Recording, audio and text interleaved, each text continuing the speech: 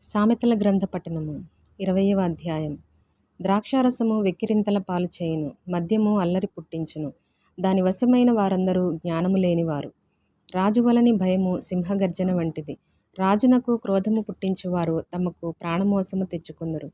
కలహమునకు దూరముగా నుండుట నరులకు ఘనత. మూర్ఖుడైన ప్రతివాడును పోరునే కోరును. విత్తులు వేయు కాలమున సోమరి దున్నడు. కోతకాలమున పంటను గూర్చివాడు విచారించినప్పుడు వానికేమీయూ లేకపోవును. నరుని హృదయములోని ఆలోచన లోతు నీళ్ల వంటిది. వివేకము గలవాడు దానిని పైకి చేదుకొనును. దయచూపు వానిని కలుసుకొనుట అనేకులకు తటస్థించును. నమ్ముకొనదగినవాడు ఎవరికి కనబడును? యథార్థవర్తనుడగు నీతిమంతుని పిల్లలు వాని తదనంతరము ధన్యులగుదురు. న్యాయసింహాసనాసీనుడైన రాజు తన కన్నులతో చెడుతనమంతయు చెదరగొట్టును. నా హృదయమును శుద్ధిపరచుకొని ఉన్నాను, పాపము పోగొట్టుకొని పవిత్రుడనైతిని అనుకొనదగిన వాడెవడు? వేరువేరు తూనికెరాళ్ళు, వేరువేరు కుంచములు, ఈ రెండును యెహోవాకు హేయములు. బాలుడు సహితము తన నడవడి శుద్ధమైనదో కాదో, యథార్థమైనదో కాదో తన చేష్టల వలన తెలియచేయును. వినగల చెవి, చూడగల కన్ను, ఈ రెండును యెహోవా కలుగు చేసినవే. లేమికి భయపడి నిద్రయందు ఆసక్తి విడువుము. నీవు మేల్కొని యుండిన ఎడల ఆహారము తిని తృప్తి పొందుదువు. కొనువాడు జబ్బుది అనును, అవతలికి వెళ్ళి దాని మెచ్చుకొనును.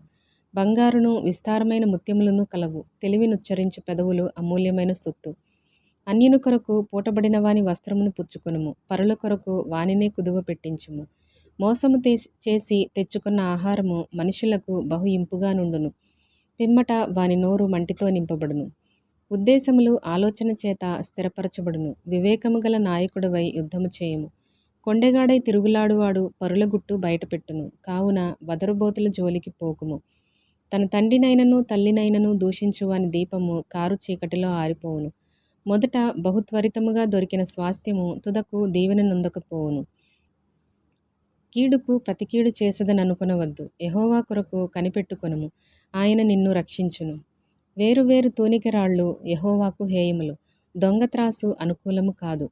ఒకని నడతలు యెహోవా వశము. తనకు సంభవింపబోవునది ఒకడెట్లు తెలుసుకొనగలడు? వివేచింపక ప్రతిష్ఠితమని చెప్పుటయు, మ్రొక్కుకొనిన తరువాత దాని గూర్చి విచారించుటయు ఒకనికి ఉరియగును. జ్ఞానము గల రాజు భక్తిహీనులను చెదరగొట్టును, వారి మీద చక్రము దొర్లించును. నరుని ఆత్మ యెహోవా పెట్టిన దీపము, అది అంతరంగములన్నీయు శోధించును. కృపాసత్యములు రాజును కాపాడును. కృప వలన అతడు తన సింహాసనమును స్థిరపరచుకొనును. యవ్వనస్తుల బలము వారికి అలంకారము, తలనెరపు వృద్ధులకు సౌందర్యము.